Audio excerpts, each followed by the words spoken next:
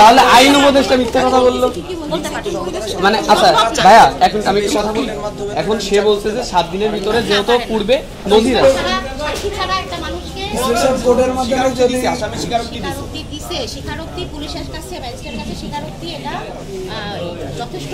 সাক্ষ্য হিসেবে গ্রহণযোগ্য না এটা আইনে লেখা আছে এত প্রমাণ একটা কথার উত্তর দেন আমাদের 11 প্লাকার্ড উচ্চ করো না কেন প্লাকার্ড উচ্চ করো তোমরা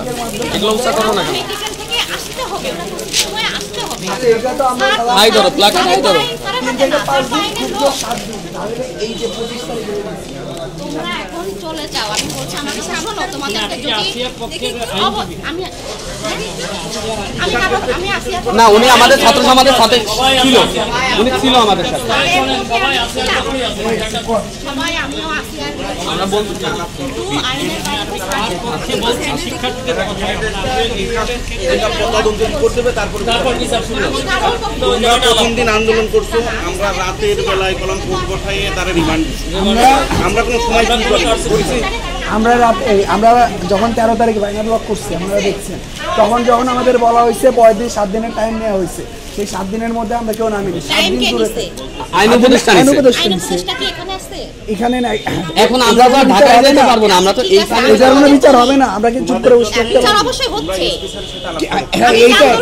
আমরা এইটাই জানতে চাচ্ছি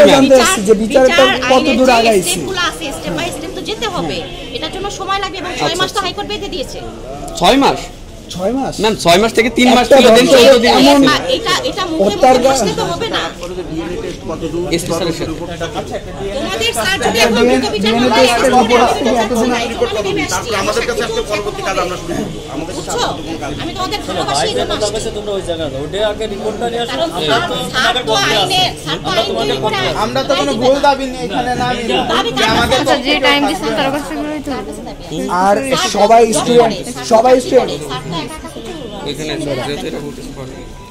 আমি বুঝতে পারছি বুঝতে পারছি তোমরা ছোট মানুষ আমার সন্তান ঠিক আছে আমার মেয়েও আন্দোলন করে আমি নিজেও করেছি কিন্তু আমার যেহেতু এখন রেস্ট পড়া আমি তো আইনের বাইরে কথা বলতে পারবো না তোমরা আমার সন্তান স্যারের আমি সাক্ষী নিচ্ছিলাম স্যারকে আমিও কতগুলো কথা লিখতে আমি কিন্তু আপনার কি মনে হচ্ছে না যে এই না দিলে হচ্ছে না কারণ কিছু জিনিস আছে প্রসিডিং হয়ে আসবে তাই বলে কি ডিএনএ নিজেও টেস্টের বলছেন যে আমি তো চাচ্ছি আপনার ও কি এখানে মনে হচ্ছে না ডিএনএ টেস্টের রিপোর্ট এই স্যাম্পল নিছে 11 তারিখে আজকে হচ্ছে মানে বিভিন্ন ইস্যুর মাধ্যমে বিভিন্ন ইস্যুর মাধ্যমে তরমুজ ইস্যু আমজা ইস্যু রাফি ইস্যু এসবের মাধ্যমে আসে ইস্যু ধামাচাপা পড়ে যাচ্ছে তুমি কি জানো আমি পার্সোনালি প্রতিদিন দেখতে চেষ্টা করি যে এইটুকু আনা হচ্ছে কিনা আমার ইচ্ছা আমার কি রাগ হয় না আমি তো পার্সোনালি রাগ হয় মনে হয় যে যেদিন আনবে দেখো আমি আমাদের দাবি ছিল ম্যাম একটাই যে আপনি যেটা বলছেন আপনার কথাটা আমরা বুঝতে পারছি যে আমরা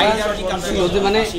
এটা কতদূর রায় কতদিনের মধ্যে চাপা পড়ে গেল নাকি আমরা এইটুকু না ম্যাম আমরা কতদিন জানতে চাই যে কতদিনের মধ্যে আমাদের একটা আশ্বাস দেন আমি বলি কতদিনের মধ্যে রায়টা আসবে শুধু ডিএনএ টেস্টগুলো রিপোর্ট ওরা যদি রেডি করে না পাঠায় স্যারের তো এটা পার্সোনাল লাইবিলিটি নাই এটা কাদের দায়িত্ব এটা কাদের দায়িত্ব মেডিকেল থেকে পাঠাবে মেডিকেল থেকে মানে কি এসপি অফিস থেকে আপনাদের কাছে সাবমিট করবে আমাদের কাছে না আমার কাছেও না স্যারের কাছেও না এটা হচ্ছে ইয়া হয়ে লয়ারের মাধ্যমে এটা কোর্টে আসবে এখন এটা পার্সোনালি কাউকে তুমি অ্যাটাক করতে পারবে না ঠিক আছে তোমাদের ধৈর্য ধরতে হবে আমিও চাই আসামির ফাঁসি হোক স্যারও চাই স্যারের তো পার্সোনাল কোনো এখানে ইয়া নাই বেনিফিট নাই এখানে কারোরই ব্যক্তিগত বেনিফিট নাই স্যার ব্যক্তিগতভাবে ভালো মানুষ স্যারের উপর তোমাদের অ্যাংরি হওয়ার কিছু নাই স্যারও তোমাদের উপর অ্যাংরি কারণ আপনি যদি একটা ফান্ডামেন্টাল রাইটস এর কথা বলেন এই ক্ষেত্রে আমরা কি ফান্ডামেন্টাল রাইটস তো কোর্টে যে মামলা প্রসিডিং গুলো আছে এগুলো তো এটা কিন্তু একটা মেয়ের ফান্ডামেন্টাল রাইটস তার সেফটি এনশিওর করা আমি স্যারকে বললাম আমি স্যার কোর্টে বসতে পারি না চেম্বারে আমার দিকে পুরো বেটারা কই তাকাই থাকে হ্যাঁ তো এটা কি নারীর অধিকার আমার বাড়ি হচ্ছে না চুরি হইছে তানজিরা আমার বাড়ি ডাকাতি হইছে তারা আটকাই রেখে ডাকাতি করছে তে এই কোন দেশে আছি আমরা বলো আজকে আপনি দেখবেন যে আসিয়ার পরে 18 দিনের মধ্যে কিন্তু আরো 117 বেশি ধর্ষণের মানে মামলা দেওয়া হয়েছে কিন্তু ধর্ষণ আটকাতে পারি না বছরে 48,000 মামলা এখনো থানায় দেওয়া গেছে এবং অনেক ধর্ষণ দেখছি জামিন দিয়ে বেরিয়ে গেছে এটা কেন প্রসিডিং চলছে তোমরা নিজেদের আইনের বাইরে নিও আচ্ছা একটা জিনিস জানতে চাই যে দর্শকের যদি একটু বুঝি আর কি রিপোর্টার হিসেবে উনি বলছেন যে ফরেনসিক রিপোর্ট এবং তদন্ত রিপোর্ট আসার পরে তারপরে যে কোর্টের ফাংশন এখানে এইটা আমরা বুঝছি এখন এই রাজিন এক মিনিট ম্যাম প্রসেসিংটা কেন লেট প্রসেসিং না তো এটা তো স্যারের কোনো এই ইচ্ছা রাজিন নাই একটা মিনিট আচ্ছা ম্যাম একটা জিনিস জানতে চাই ধর্ষণে পক্ষেও বলছি না কারোর পক্ষে না আমি সেটা আইনের কথা ম্যাম ম্যাম এইখানে আপনি যেহেতু আইনজীবী আপনার কাছে একটা কোশ্চেন আছে যে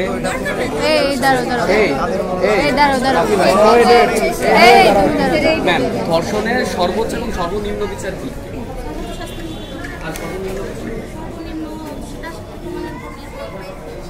না সে যদি প্রমাণিত হয় হিটু যেমন বলে গিয়েছে ও একাই করেছে। হিটু বলে গিয়েছে জবানবন্দিতে ম্যাজিস্ট্রেটের সামনে ও একা সবকিছু করেছে, কিন্তু বাকিরা আমরা বুঝতেছি যে বাকিরা করেছে, কিন্তু এটা আমি তুমি বুঝলে তো হবে না, ডকুমেন্ট লাগবে। এখন ব্যক্তিগতভাবে যদি আমরা দেখি যে কোনো একটা সিঙ্গেল মানুষ এই কাজটা করছে, তার সর্বোচ্চ এবং সর্বনিম্ন বিচার কি? এটা প্রমাণ হলে তো সর্বোচ্চ